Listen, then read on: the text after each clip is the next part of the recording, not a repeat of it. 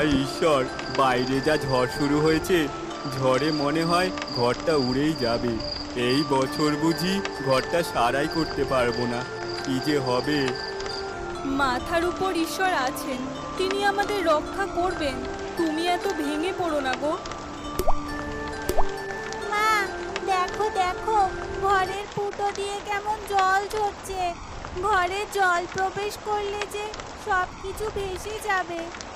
গিন্নি, তাড়াতাড়ি রান্নাঘর থেকে পাতিলটা নিয়ে আসো, না হলে যে জলে ঘর ভরে যাবে।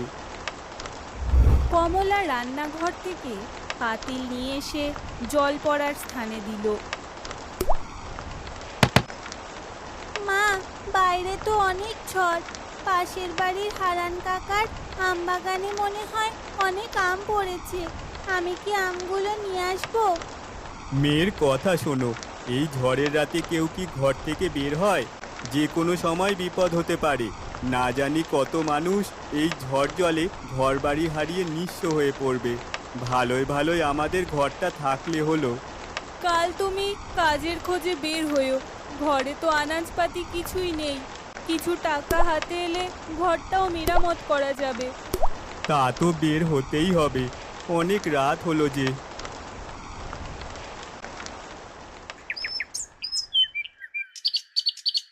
পরের দিন সকালে লালু কাজের উদ্দেশ্যে যাত্রা করে। গিন্নি, আমি কাজের খোঁজে বের হলাম। না জানি কত মানুষের কত ক্ষতি হয়েছে। বাবা, আমিও তোমার সাথে যাব। মেয়ের কথা শোনো, আমি কোন জায়গা থেকে কোন জায়গায় যাব তার কোনো ঠিকই নেই। তুমি তোমার মায়ের সাথেই থাকো। গিন্নি, আমি চললাম, বেলা যে পড়ে গেল।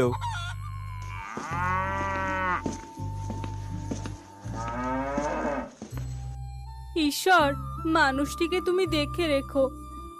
হায় হায়, আমি কি পাপ করেছিলাম? এখন আমার কি যে হবে? আমি কি করে চাষবাস করব?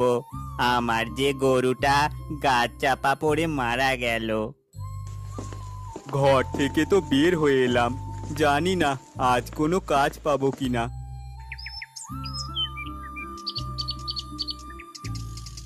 দূরে কে মনে হয় কান্না করতেছে। যাই তো, কাছে গিয়ে দেখি।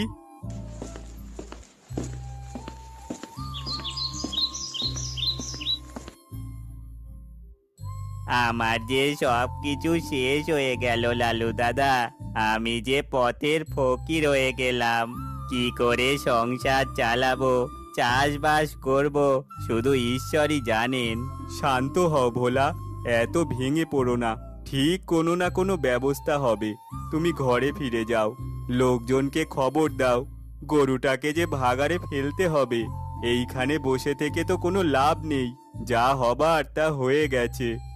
ভোলা লালুর কথা মতো লোকজনকে খবর দেওয়ার জন্য নগরে আসে।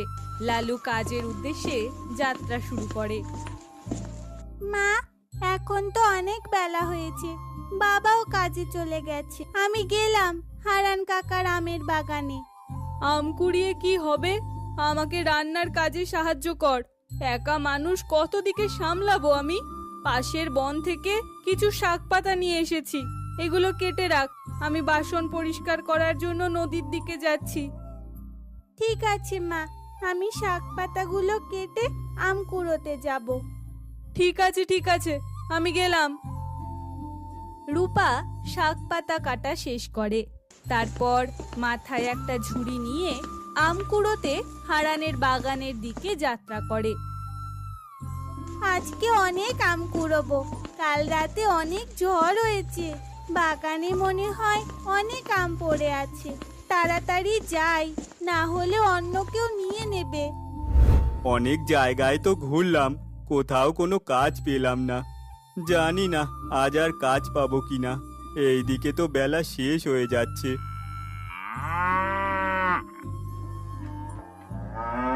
ওই তো একটা গরুর গাড়ি আসতেছে, সাথে অনেক মালামালও আছে। যাই বলে দেখি যদি কোনো কাজ দেয়।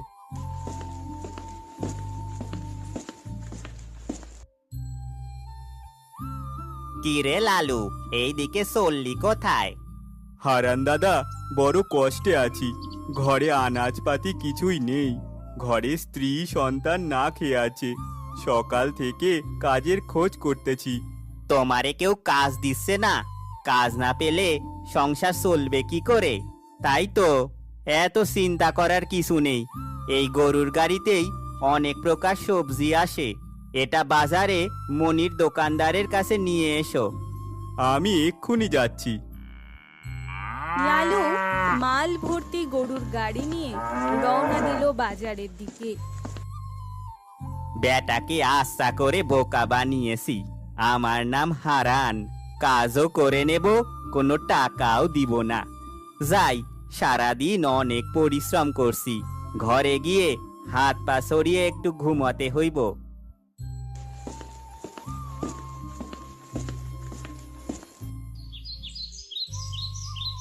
কত আম পড়ে আছে বাগানে, এত আম কখনো দেখিনি আমি। যাই, আমগুলো কুড়িয়ে রাখি। রূপা একটা একটা করে আম কুড়িয়ে রাখতে শুরু করলো।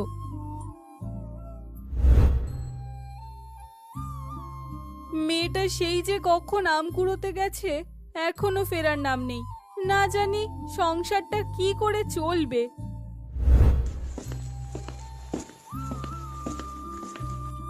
যাই, একবার আম বাগানটা দেখে আসি। অনেক দিন হলো এইদিকে আসা যাওয়া নাই। কাজের চাপে সব সময় ব্যস্ত থাকি। কালসা ঝড় হয়েছে, আমগুলো আবার মাটিতে ভেঙে পড়লো না তো?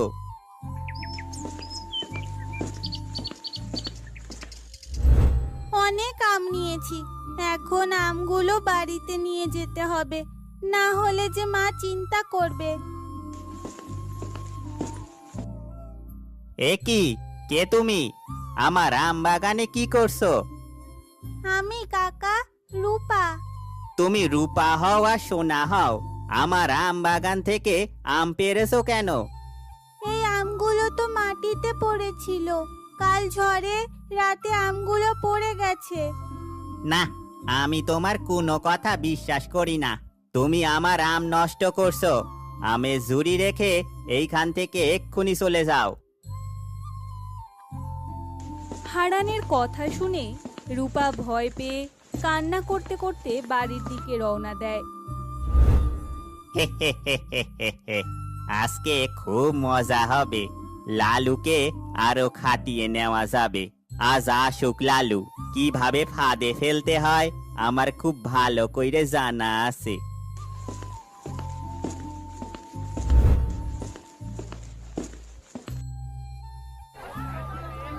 এই তো বাজারে চলে এসেছি। কত দোকান চারিদিকে। এই মাছ নিয়ে যাও, মাছ নিয়ে যাও। মিঠা পানির পাকা রুই নিয়ে যাও। যেমন সস্তা তেমন সুস্বাদু। তাড়াতাড়ি আসো, নিয়ে যাও। একেবারে জলের দামে ছেড়ে দিচ্ছি। কতদিন হলো ঘরে মাছ নিয়ে যাওয়া হয়নি। হাতে টাকা এলে রূপার জন্য মাছ কিনে নিয়ে যাব। যাই, একবার বলে দেখি মাছের দাম কেমন। কি দাদা, মাছ লাগবে? এক সের মাছ দিয়ে দি, একেবারে সস্তায় ছেড়ে দিচ্ছি। দাদা, আসলে আমার কাছে কোনো টাকা নেই। পরে টাকা দিলে হবে না? কি যে বলেন, টাকা ছাড়া মাছ হবে না। কাল সকালে আপনার টাকা পরিশোধ করে দেব। কাল কেন? 1 মিনিট পরে টাকা দিলেও হবে না। কানের কাছে ঘ্যানর ঘ্যানর না করে নিজের কাজে যান তো মশাই। কোথা থেকে আসে এইসব? এই যে মশাই, আপনি তো আজব মানুষ।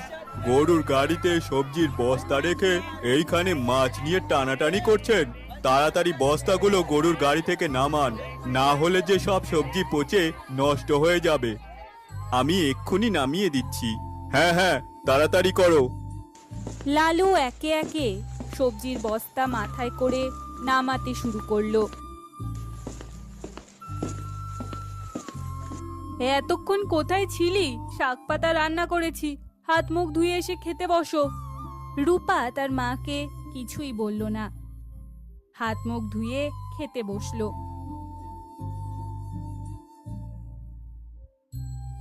সব বস্তা নামানো হয়ে গেছে। আমার মজুরিটা যদি দিয়ে দিতেন খুব ভালো হতো। মজুরি? আপনার কি মাথা খারাপ হয়ে গেছে নাকি মশাই?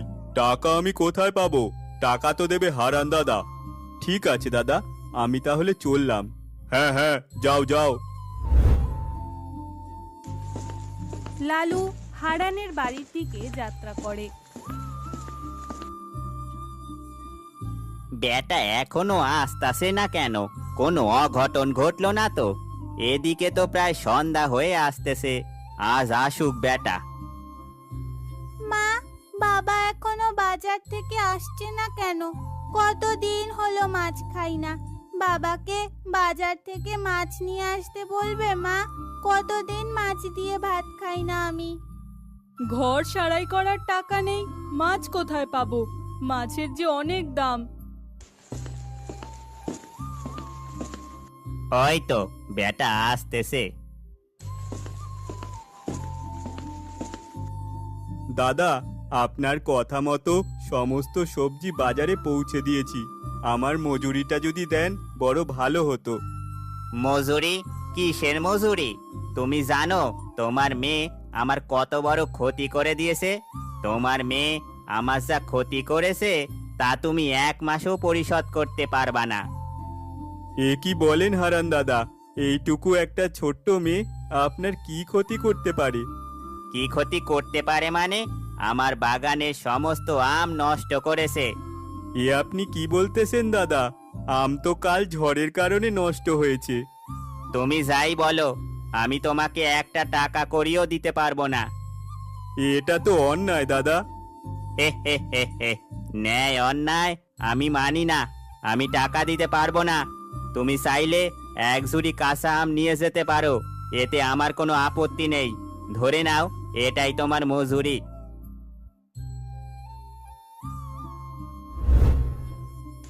লালু আর কোনো উপায় না পেয়ে 1 ঝুড়ি আম নিয়ে বাড়িতে ফিরল।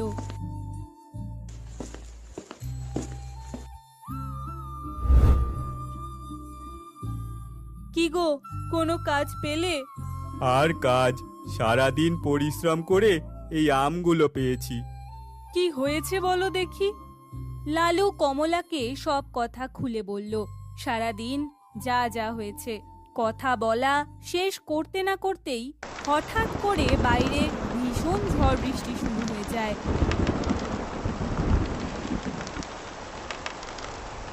বাবা, দেখো বাইরে কেমন ঝড় শুরু হয়েছে। সারা রাত সারা দিন ঝড় চলতে লাগলো। চারিদিকে খাবারের অভাব দেখা দিতে লাগলো। ঝড়ের কারণে সমস্ত জিনিসপত্র নষ্ট হয়ে যেতে শুরু করলো। মা, আমার খুব ক্ষুধা লেগেছে, আমাকে কিছু খেতে দাও। হায় ঈশ্বর, এই ঝড় জলে বের হব কি করে? কে বা কাজ দেবে আমায়? আচ্ছা, আমাদের ঘরে তো কাঁচা আম আছে, সেটা দিয়ে তরকারি রান্না করলে হয় না? মা, আমি কাঁচা আমের তরকারি খাবো।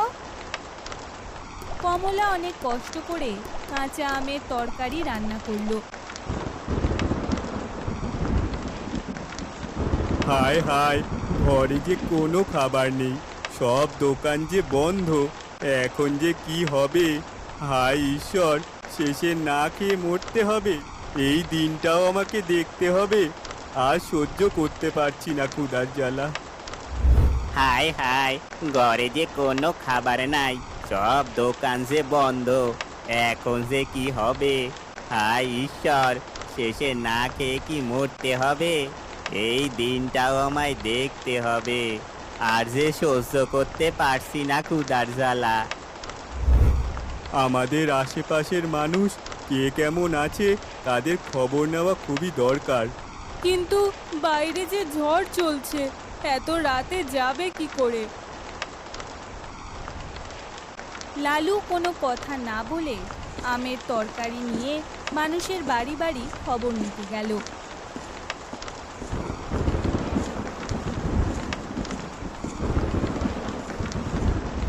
আর যে পারছি না, এইবার বুঝি মরেই যাব। এই ঝড় জলে কে আমার খোঁজ খবর নিতে আসবে এত রাতে? হারান দাদা, ও হারান দাদা, ঘরে আছেন? কেউ মনে হয় ডাকতাছে, যাই গিয়ে দেখে আসি।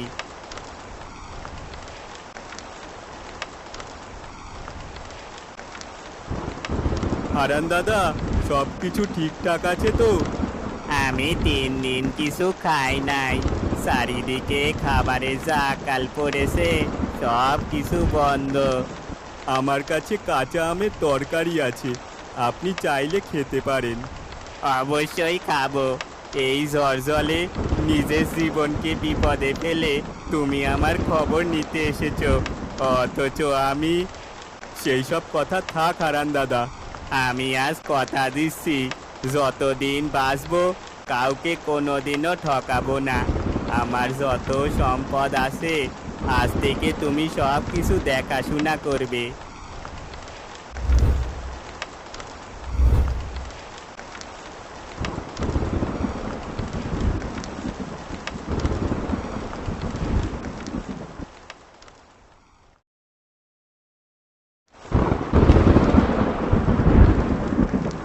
বলি কি গিন্নি, এইবারও তো বর্ষা চলে এলো, এবার কি ঘরটা ঠিক করতে পারবো না?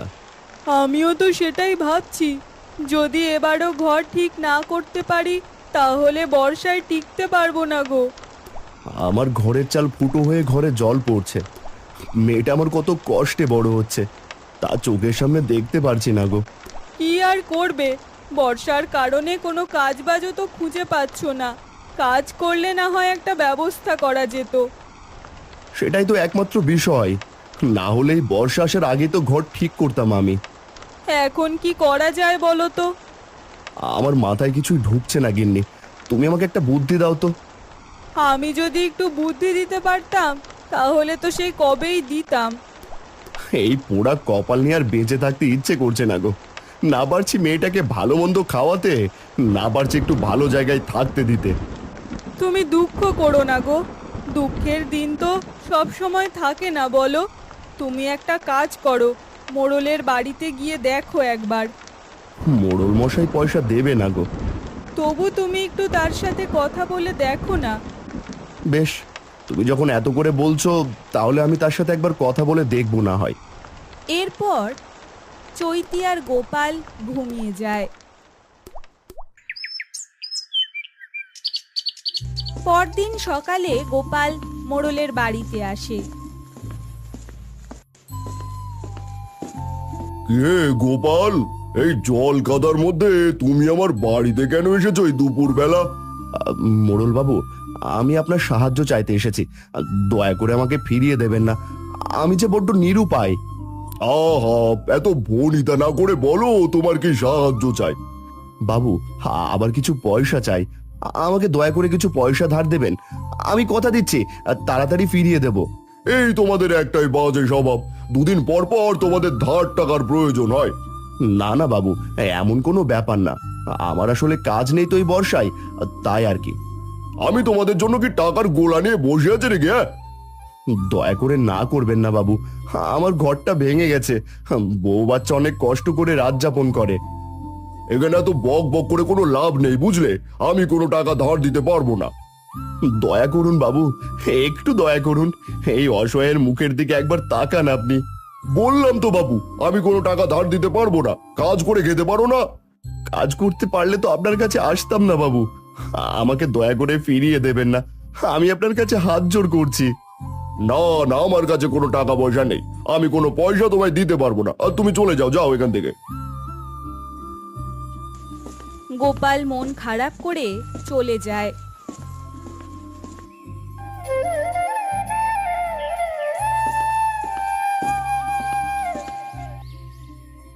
ওগো, তুমি এভাবে কাঁদছো কেন? কি হয়েছে বলবে তো? মোড়ল মশাই টাকা দেয়নি বুঝি? আমি তো তোমায় আগেই বলেছিলাম, মোড়ল আমাদের টাকা দেবে না। আমি বুঝি না, মোড়লের এত এত টাকা, আমাদের একটু টাকা ধার দিলে ওনার কি কম পড়ে যেত? ওরা ওদের টাকা নিয়ে বড্ড অহংকার করে গো গিন্নি, আমাদের মতো গরিবদের কষ্ট ওরা বুঝবে না।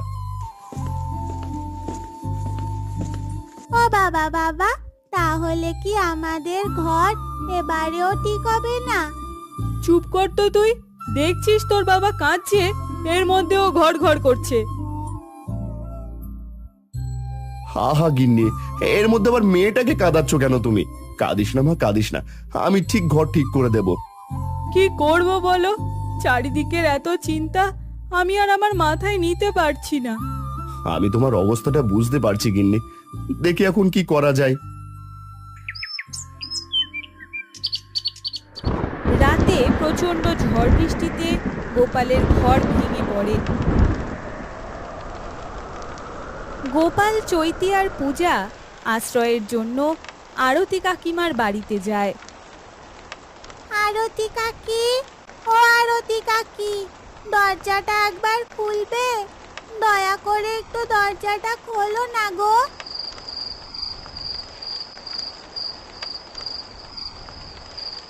কে রে এত রাতে ঝড় বৃষ্টির মধ্যে এমন দরজাকে ধাক্কাচ্ছে? আরতি দরজা খোলে।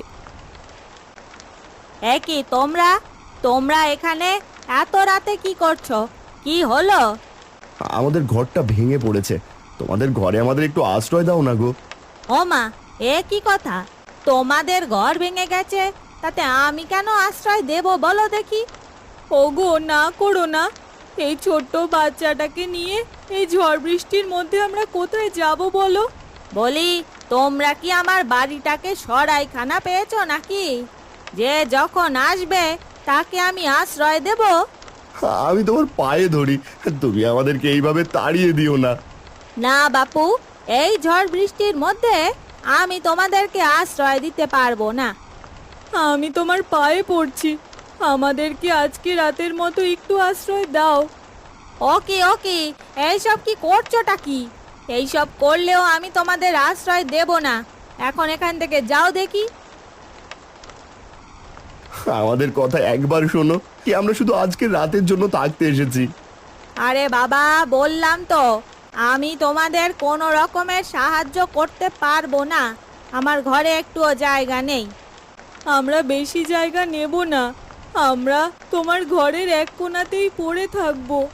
তোমরা কি সোজা কথা বোঝো না নাকি? এখন এখান থেকে যাও দেখি বাপু, যত সব। আরতি দরজা বন্ধ করে দেয়। সেখান থেকে ফিরে গোপাল, চৈতি আর পূজা রাস্তায় দাঁড়ায়। কাঁদতে কাঁদতে পূজা তার বাবাকে জিজ্ঞাসা করে, ও বাবা, এখন আমরা কোথায় যাব গো? আমার তো খুব ভয় করছে এই ঝড় বৃষ্টিতে। ভয় পাস না মা, আমরা তো আছি, আমরা তোর কিচ্ছু হতে দেব না। আয় মা, তুই আমার কাছে আয়, আমাকে শক্ত করে ধরে রাখ। গিন্নি, চলো একবার গদাইদের বাড়ি থেকে ঘুরে আসি। গোপাল, চৈতি আর পূজা গদাইয়ের ঘরের সামনে আসে আর তাদের দরজা ধাক্কা দেয়। গদাই, ও গদাই, ঘুমিয়ে গেছো নাকি? দরজাটা একবার খোলো। কে কে এত রাতে? কে দরজা ধাক্কা দিচ্ছে? আমার মেয়েটার ঘুম ভেঙে যাবে তো। বিরক্ত হয়ে লতা দরজা খুলে দেখে, এ কি, এই ঝড় বৃষ্টির মধ্যে তোমরা আমার বাড়িতে কি করছো? আমাদের ঘর বাড়ি ভেঙে গেছে বোন, আমাদের একটু সাহায্য করবে? তোমাদের বাড়িতে যদি একটু আশ্রয় দাও। আমরা তোমাদের আশ্রয় কোথা থেকে দেব বলো দেখি? দেখতে তো পাচ্ছ আমাদের একটাই ঘর। দয়া করো, এই রাতে আমাদের যাওয়ার কোনো জায়গা নেই, আমরা শুধু সারা রাত একটু বসার জায়গা পেলেই হবে। না না, আমি কোনো আশ্রয় দিতে পারবো না। তারপর কতদিন থাকবে তারও কোনো ঠিক নেই। কতদিন নয় গো, আমরা শুধু আজকের রাতটাই থাকবো, কাল সকাল হলেই উঠে চলে যাব। বলি, কোথায় যাবে শুনি? নিজেরাই তো বললে তোমাদের কোনো ঘর বাড়ি নেই, সেই তো আমার বাড়িতেই থাকবে তোমরা। না না, তোমার বাড়িতে থাকবো না, শুধু আজকে রাতেই জায়গা দাও। এই ছোট মেয়েটাকে নিয়ে কোথায় যাব বলো তো? ওগো, এই কারা এসেছে দরজার ওপাশে? এ কি, তোমরা এত রাতে এখানে কেন? গদাই, আমাদের একটু সাহায্য করো, আমাদের ঘর সব ভেঙে গেছে, আমরা এই রাতে কোথায় যাব? মেয়েটাকে নিয়ে কোথায় যাব বলো? ও গিন্নি, একটা রাতেরই তো ব্যাপার, ওরা বিপদে পড়ে এসেছে, সাহায্য করি না একটু? ঠিক আছে, তোমার যা মন চায় তুমি তাই করো, আমার কথা তো তুমি শুনবে না। আসো আসো, তোমরা সবাই ভেতরে এসে বসো। তোমাকে অনেক অনেক ধন্যবাদ। তুমি সাহায্য না করলে এই ঝড় বৃষ্টিতে হয়তো মেয়েটাকে নিয়ে টিকেই থাকতে পারতাম না। হয়েছে, এখন এত কথা না বলে উঠে বসো, ঝড়ের প্রকোপ বেড়েই চলেছে। গদাই তাদের আশ্রয় দেয়।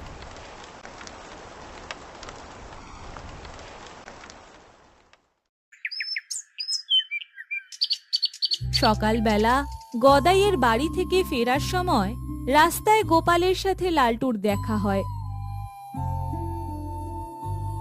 আরে ও গোপাল দা, এত সকাল সকাল তুমি বউ বাচ্চা নিয়ে কোত্থেকে ফিরলে? আর বলো না, গত রাতের ঝড়ে আবার ঘর ভেঙে গেল, তাই গদার বাড়িতে ছিলাম রাত্রে। ও আচ্ছা, এই ব্যাপার। তা তুমি কোথায় গিয়েছিলে? এই আমি তো ওই হাটের বিষয়ে কথাবার্তা বলতে গেছিলাম। হাটের বিষয়ে কেন? এই অসময়ে হাট বসবে নাকি? আমারও তো সেটাই কথা, কিন্তু গ্রামবাসীদের একটাই দাবি, তারা হাট বসাতে চায়। কিন্তু কোথায় বসবে? চারিদিকে শুধু জল আর জল। সেটা নিয়ে মোড়ল মশাইয়ের সাথে কথা বলতে যাচ্ছি আমি। এই সম্ভবত ভাসমান হাট বাজার বসার ব্যবস্থা করা হবে। ভাসমান হাট বাজার? সেটা আবার কিভাবে? তা তো দেখতেই পাবে সময় এলে। ঠিক আছে ভাই, তাহলে আমাদেরকে জানিও, দেখি হাটে দু একটা দোকানপাটের ব্যবস্থা করতে পারি কিনা। তুমি আবার হাটে কিসের দোকান দেবে গো? তা তো এখন জানি না, তবে চেষ্টা করব। টাকা পয়সা তো দরকার আছে নাকি? দেওয়ার আগে মোড়ল মশাইয়ের সাথে কথা বলে নিও। মোড়ল মশাই অনুমতি দিলে তবেই তুমি দোকান দিতে পারবে। ঠিক আছে, তাহলে তাই হবে। তুমি আমাকে সবটা জানিও, কেমন? সিদ্ধান্ত নেওয়া হলে আমার জানানোর প্রয়োজন নেই, এমনিতেই জেনে যাবে। এখন আমি গেলাম।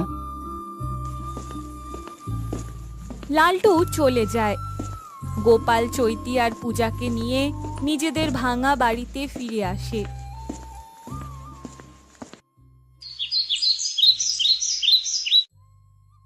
কিছুক্ষণ পর মোড়লের বাড়িতে সবাই উপস্থিত হয়। কি হলো কি? সবাই একসাথে আমার বাড়িতে জটলা পাকিয়ে আছো কেন? হাটের বিষয়ে যা বলার তা তো আমি হারুকে বলেই দিয়েছি। দেখুন বাবু, আপনি আমাদের কাছে যে পয়সা চাইছেন সেটা একটু বেশি হয়ে যাচ্ছে না? বেশি হবে কেন? আমার জায়গায় ব্যবসা করবে, আমাকে তোমরা পয়সা দেবে না? আমরা তো বলিনি আপনাকে পয়সা দেব না, তবে আপনি যা চাইছেন তা একটু বেশি হয়ে যায়। মোটেই বেশি নয়। যাদের কাছে বেশি মনে হয় তারা দোকান দেবে না। তাহলে হয়তো কেউ দোকান দেবে না এখানে। বেশি বক বক করো না, বেশি বক বক করো না, তাহলে হাটের কোনো ব্যবস্থাই করা হবে না। এটা আমাদের লোকসানের পাশাপাশি বা আপনার লোকসানও বেশি হবে, সেটা বুঝতে পারছেন তো? তোমরা কি সোজা কথা বোঝো না? মোড়ল মশাইয়ের জায়গায় তোমরা হাট বাজার বসে কম তো লাভ করবে না। হ্যাঁ, আমরা লাভ করব সেটা নিজেরা পরিশ্রম করে, কিন্তু মোড়ল মশাই তো কোনো পরিশ্রম নেই এখানে। ঠিক আছে ঠিক আছে, আমি আগের থেকে পয়সা কিছুটা কমিয়ে দিচ্ছি। কিছুটা পয়সা কমালে তো আমরা মানবো না। এই যদি না মানো তাহলে হাটের দোকান দেওয়ার প্রয়োজন নেই, বাড়িতে চলে যাও। লালটু, তুই একটু চুপ কর না, দেখছিস তো আমি কথা বলছি। বলুন বাবু, আপনি বলুন, এখন কি করবেন? ঠিক আছে ঠিক আছে, আমি বেশি কমিয়ে দিচ্ছি, তবে এর থেকে বেশি কমাতে পারবো না। ঠিক আছে বাবু, ধন্যবাদ আপনাকে। আর হারু, সবাইকে বলে দিস যারা দোকান দেবে তাদেরকে কিন্তু পয়সা দিতেই হবে। বলছি গিন্নি, এবার ওই হাটে যদি আমি একটা দোকান দিতে পারি তাহলে কিন্তু বেশ লাভ হবে, বুঝলে? হ্যাঁ গো, আমিও তোমাকে এই কথাটাই বলবো বলবো ভাবছিলাম। যদি লাভ হয় আমাদের ঘরটা ঠিক করা হয়ে যাবে। তাহলে আর দেরি করছি কেন? আমরা ওই ভাসমান হাটে একটা দোকান খুলেই ফেলবো। কিন্তু কিসের দোকান দেওয়া যায় বলো তো? এই বর্ষার সময় কি আর পাওয়া যাবে বলো তো? আমি না হয় এদিক ওদিক খুঁজে কিছু টাটকা শাকসবজি তোমাকে এনে দিতে পারবো। তাহলে আগে সেগুলো দিয়েই শুরু করি, আর তারপর না হয় অন্যটা দেখা যাবে। হ্যাঁ, তুমি আগে এগুলো দিয়েই শুরু করো, তারপর দেখবে হাটে কিসের চাহিদা বেশি আছে। ভাবছি যদি মাছ ধরা যেত গিন্নি, তাহলে বেশ ভালো হতো। এই বর্ষায় মাছের চাহিদা কিন্তু অনেক। এটা তুমি ঠিক বলেছো, কিন্তু মাছ ধরার মতো কিছুই তো আমাদের কাছে নেই। আচ্ছা, তাহলে আগে শাকসবজি বিক্রি করি, তারপর সেই টাকা দিয়ে না হয় একটা জাল কেনা যাবে। হ্যাঁ, তাই করো, কিন্তু কিছু একটা করো। মেয়েটাকে এভাবে কষ্ট দিতে আমার আর ভালো লাগছে না।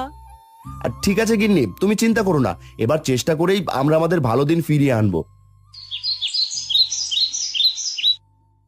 গোপাল আর চৈতি মিলে শাক সবজি সংগ্রহ করে। পরদিন সকালবেলা হাটে গিয়ে গোপাল শাক সবজির একটা দোকান দেয়।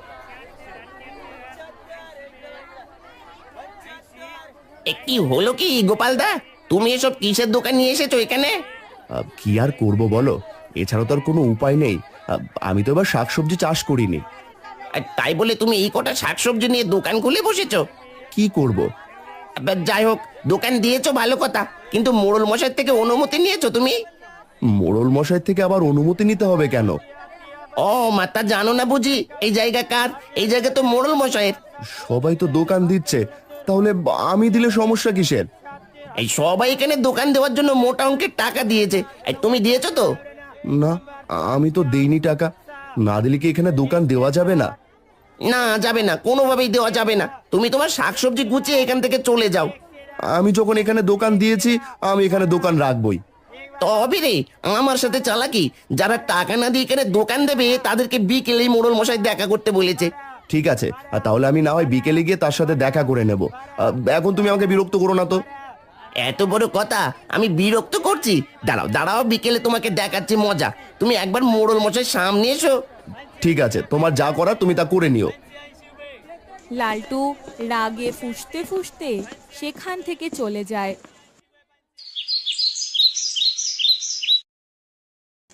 মোড়লের বাড়িতে গোপাল আসে।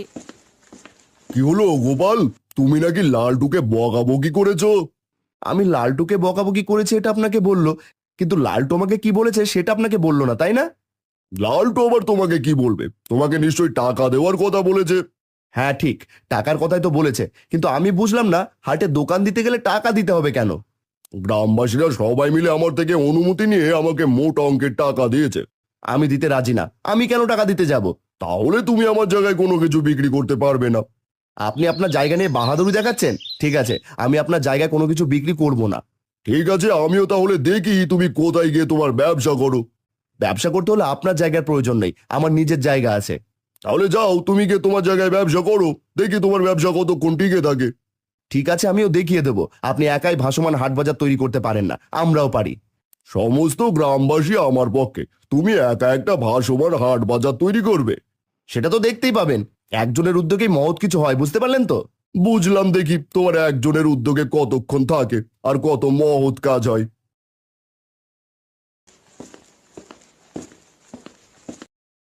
গোপাল তার শাকসবজি নিয়ে বিক্রি করতে বসে। তার টাটকা শাকসবজি নেওয়ার জন্য সেখানে প্রচুর ভিড় হয়।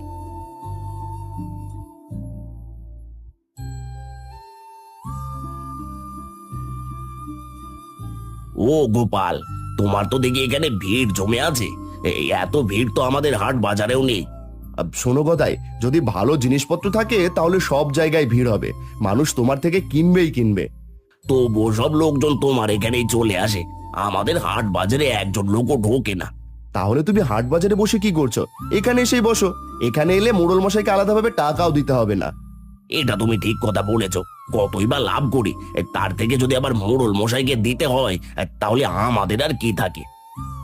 তাহলে যাও, সবাইকে নিয়ে এখানে চলে এসো। কিন্তু মোড়ল মশাই যদি কিছু বলে, তার সাথে তো আমরা চুক্তি করেছি। তিনি আর কি বলবে? তিনি কি আমাদের জোর করতে পারবে? কই, আমাকে তো জোর করতে পারলো না। তবুও চুক্তির একটা বিষয় আছে না? কিসের চুক্তি? ওরকম ঠকানোর কোনো চুক্তি প্রয়োজন নেই, তুমি যাও, সবাইকে নিয়ে এখানে চলে এসো। তুমি ঠিক কথাই বলেছো গো, এতদিন মোড়ল মশাইয়ের উপর ভরসা করে আমরা বড্ড ভুল করেছি। তোমরা যদি এখানে আসো তাহলে এই জায়গাটা একটা ভাসমান হাট বাজারে রূপান্তরিত হবে, বুঝলে? যাক, তুমি একটা ভালো সিদ্ধান্ত নিয়েছো, আমি এখনই সবাইকে নিয়ে এখানে আসছি। হ্যাঁ হ্যাঁ, যাও, দেরি করো না, বেলা তো গড়িয়ে গেল। গদাই হাটে গিয়ে সব দোকানদারকে গোপালের বাড়ির সামনে নিয়ে আসে। সেখানেই তৈরি করে ভাসমান হাট বাজার।